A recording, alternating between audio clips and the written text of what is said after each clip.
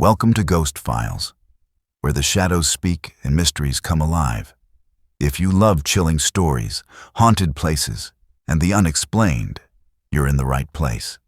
Don't forget to like, comment, and subscribe to stay updated on the darkest tales from around the world. Let's dive into today's haunting.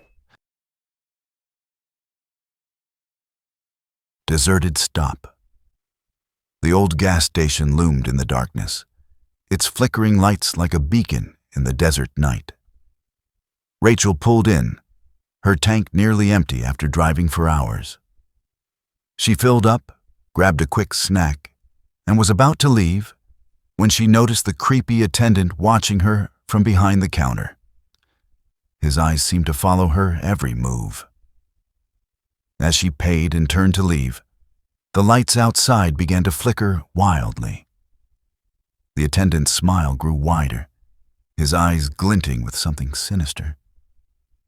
Rachel felt a chill run down her spine. She quickly got back in her car and locked the doors. But as she pulled away, she saw the attendant standing in front of her car, his eyes black as coal. Rachel slammed on the brakes, her heart racing. The attendant didn't move. Suddenly, the lights went out, plunging everything into darkness. Rachel's phone had no signal. She was trapped. The attendant's laughter echoed through the night, growing louder, closer. Rachel's eyes adjusted to the darkness, and she saw the attendant's face pressed against her window, his eyes still black as coal. She floored it, the car screeching out of the station. As she sped away, she glanced in the rear-view mirror. The attendant was gone, but the words, "Next stop you," were scrawled in the dust on the back of her car. Rachel didn't dare look back, speeding into the darkness, unsure what horrors lay ahead.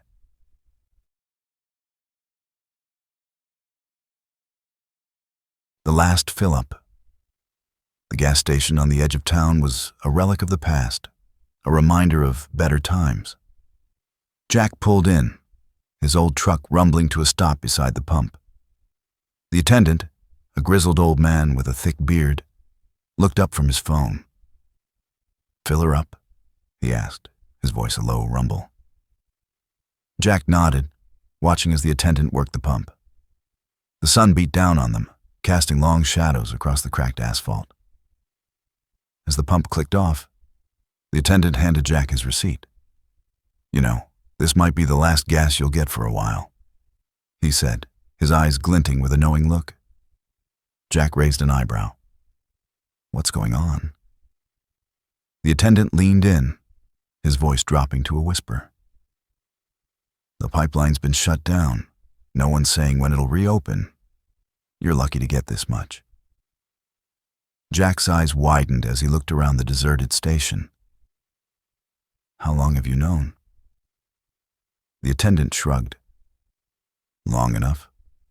I've been told to shut down soon. Guess I'm just passing on the favor." As Jack paid and prepared to leave, the attendant's words echoed in his mind. He looked out at the empty roads, the deserted buildings. A sense of unease settled over him. Suddenly, the lights at the station began to flicker. The attendant's smile grew wide, and he laughed, a low, menacing sound. Jack's truck wouldn't start. The attendant's laughter grew louder, and Jack realized he was trapped. The lights went out, plunging everything into darkness. Jack was alone, the silence oppressive. When the lights flickered back on, the attendant was gone, but a sign on the door read, "Out of gas, out of time." Jack's eyes locked onto the words, a chill running down his spine. He was truly alone now, with no way to escape the unknown dangers lurking in the darkness. The truck's engine sputtered to life, and Jack sped away into the unknown. Fuel for the night. The gas station on the highway was a haven for late-night travelers. Sarah pulled in, exhausted from driving for hours. She filled up, grabbed a coffee, and stepped inside to pay. The attendant, a friendly woman named Lily, chatted with her about the long drive ahead. As Sarah paid, she noticed a strange old man lingering by the door. He wore a long coat, and his eyes seemed to bore into her soul. Lily noticed Sarah's gaze and leaned in. "Don't mind him. He's been coming in here for weeks, sleeping in his car. No one knows where he's headed." Sarah felt a pang of sympathy and offered Lily a pastry from her bag. Lily thanked her and handed one to the old man, who nodded in appreciation.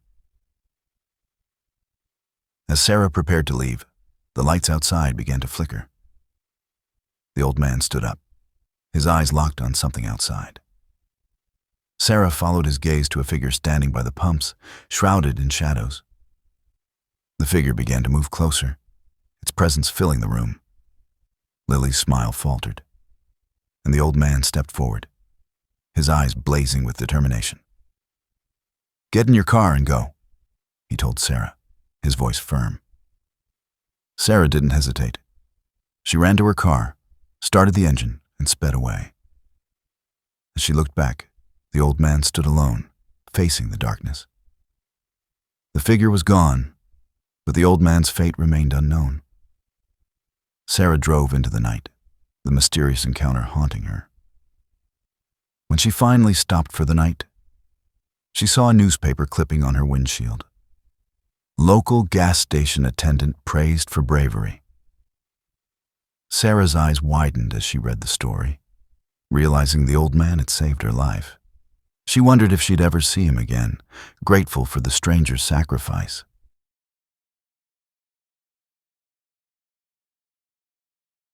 The gas station of lost souls. The old gas station on the outskirts of town was a place of legend, a spot where travelers would stop to refuel and rest.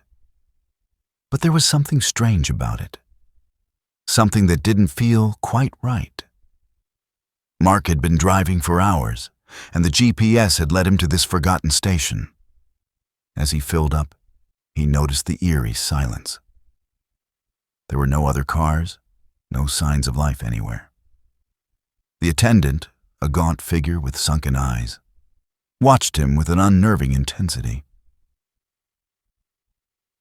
As Mark paid, he asked the attendant about the station's history. The attendant's expression turned somber, and he leaned in close. "This place has seen its fair share of tragedy," he whispered. "People who stop here often find themselves lost." Mark laughed it off, but as he drove away, he felt a strange sensation, like the station was pulling him back. He glanced in the rearview mirror, and his heart skipped a beat. The station was gone, replaced by an endless stretch of deserted highway. Mark slammed on the brakes, disoriented. When he looked again, the station was back, its lights flickering like a beacon. He pulled back in, feeling an inexplicable sense of unease.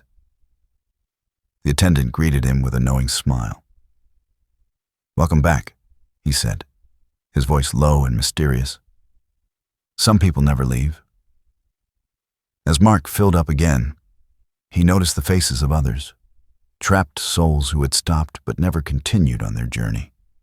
The attendant's eyes seemed to hold a deep sadness, and Mark realized that he was the gatekeeper of this place, a prison of lost dreams and forgotten hopes. Mark's car wouldn't start. The attendant's smile grew wider, and Mark knew he was trapped, forever bound to the gas station of lost souls. The lights flickered, and Mark's world went dark, lost in the abyss of the station's eternal grasp.